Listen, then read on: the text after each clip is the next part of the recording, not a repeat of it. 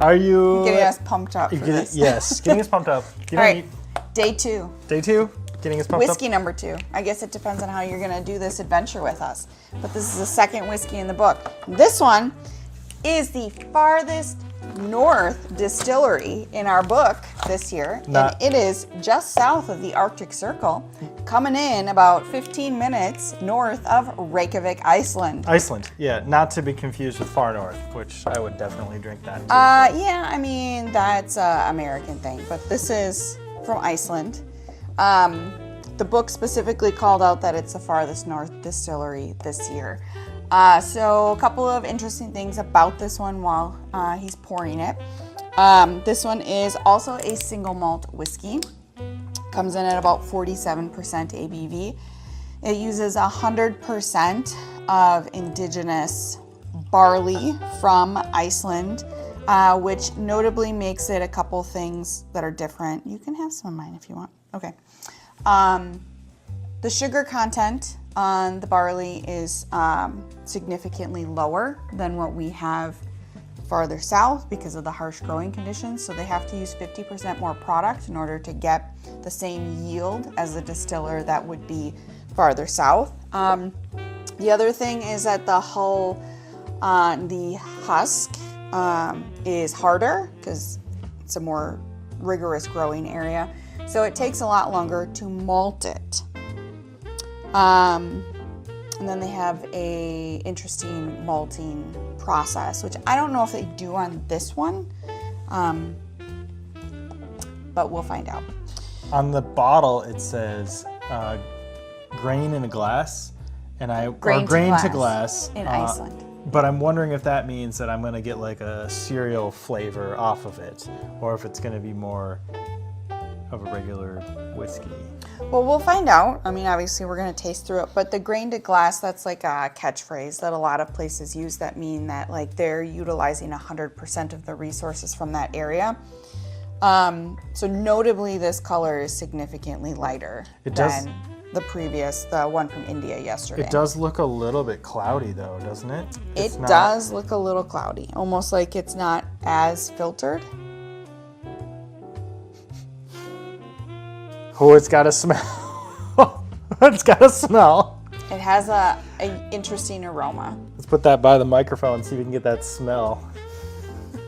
What kind of smell do you think you get off of this? I want to say like a burnt, like a burnt clutch smell. Oh, that's lovely. It's not a lovely smell. It's lovely. I think that it definitely has a lot of those harsher cereal notes, but it smells like hay or grass or like dried grass type stuff that you would use in like a farm, like animal feed almost, you know, like dried stuff that you would feed. Do you know what I'm talking about? Yeah. I'm not sure I enjoy the aroma, but we'll see. Have you ever stacked hay? I have never. You've never done that? It is one of the worst jobs ever to do. Oh, I believe it. And you're grabbing these twines with your fingers and throwing it up on the trailer, and it's like, I don't know how much they weigh, like 60 pounds. It's not like it's crazy heavy, but you're grabbing it with just your fingers. This is what you get from me, sorry. That sounds terrible. And yeah, I've never done that. Okay, so let's give it a try. All right. I gotta pump myself up. Good thing that I was like trying to like get myself amped for this one, because next thing you'll see is like we'll be playing jock jams later and we won't even. Can I start? Mm-hmm. Okay. The smell is not what the taste is. I think the taste is better than the smell.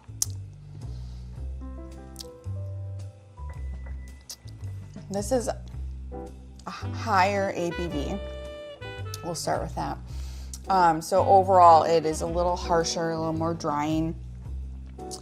I still feel like I can taste the grassiness.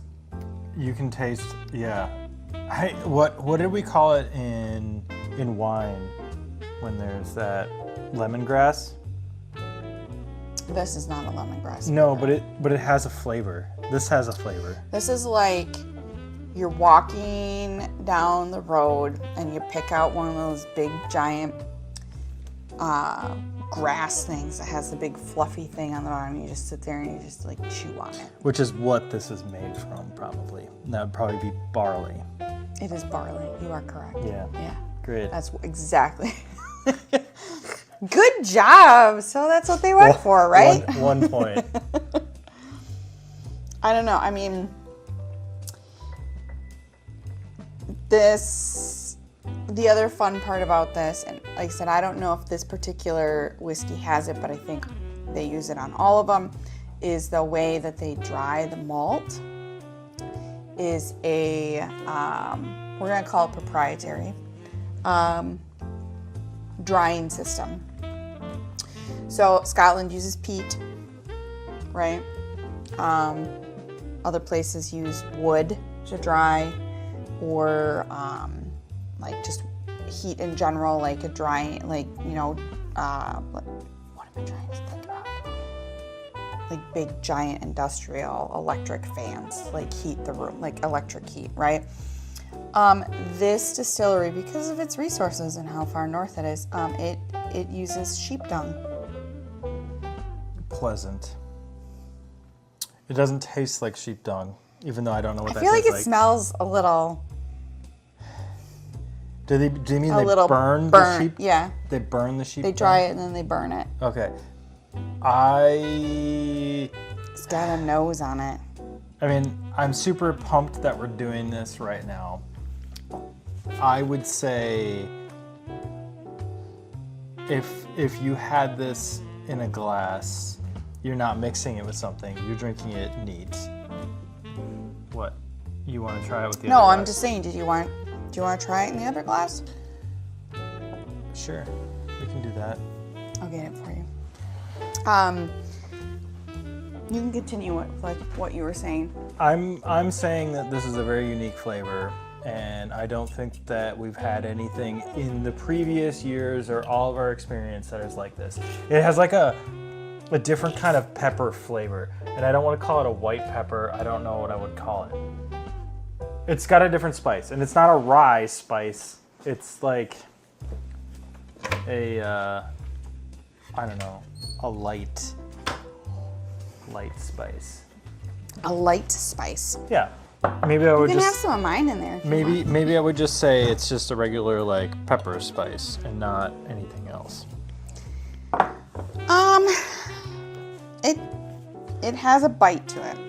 I'll say that. And I don't know if that has to do with the fact that it is a higher ABV or if it has to do with the Oof, way better in this. okay, the grain that they use. It's not a very old distillery. They started in 2009 and their first whiskey was released in 2017.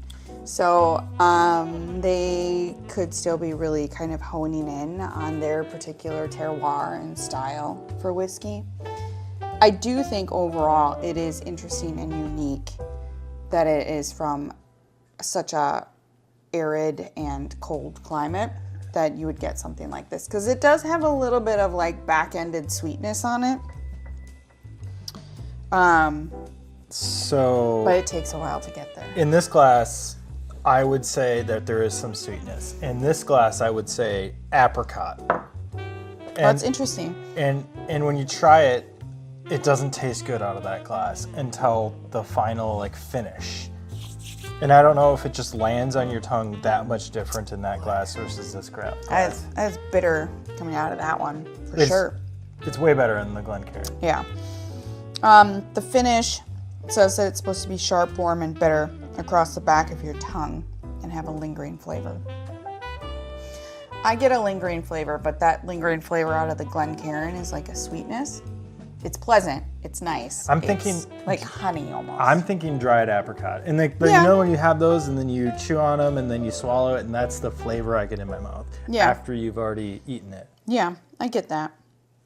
I can see where you taste that for sure, because the lingering flavor is very mild and pleasant, almost sweet. So I mean, overall, it's interesting. It's unique. I give it that. I don't know if it's going to be my favorite out of the box, I don't know either, but I'm glad we got to try it. the first two have been good. I mean, I would buy the Paul John. This one, I would say, I would serve this to somebody to see what their thoughts are on it. I mean, overall, it'd be interesting to have. Yeah. If you have to go to a whiskey party, that you're This like, would be fun. This would be to show people, because for it's sure. so much It's different. so unique. It's kind of like how you would have like in the world of tequila, like you might have like a pechuga to share with somebody, like something that is still within the category of like a mezcal, but very unique, interesting, very terroir driven for that particular area. I think that there are some whiskey producers in the United States that are kind of trying to do something like this. And I'm interested to kind of see how it evolves over time. It's nice to see that other countries are doing the same thing, because I feel like that is a true indication of how a spirit should taste. They shouldn't try and make it taste like everything else that's out there. You should really kind of use the stuff that you have and make the whiskey to the best of the ability and just be proud of it. Yeah. I mean, I would be proud to serve this to somebody for sure. Yeah. This one is also a whiskey with a Y, not an EY. Oh. So that's fun. We didn't look up any availability at all, but most of the viewers are going to be in our area, so. Yeah. We'll let you know. All right. Well, that's all we have for today. We'll see you tomorrow. Bye. Bye.